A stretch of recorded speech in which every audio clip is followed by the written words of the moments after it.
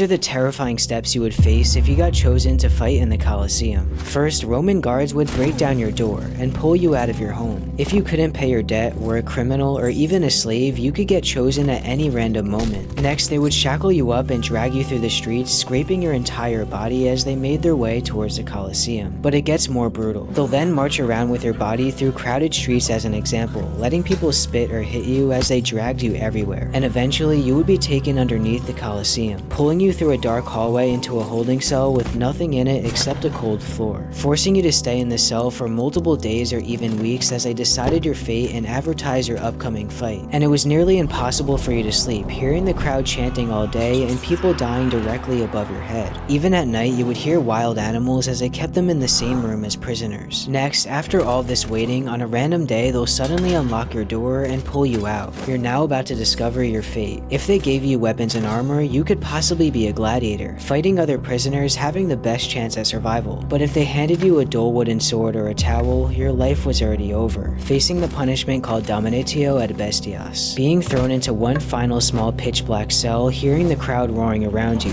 praying to fight something easy. Eventually opening the door in front of you, walking out and seeing a crowd of over 50,000 people cheering for your death. And in a moment of truth, the Roman guards will raise a small platform within the Colosseum, being met with whatever animal you have to face, which they specifically starved and agitated. You could try to fight back, but the best thing you could do is accept your fate.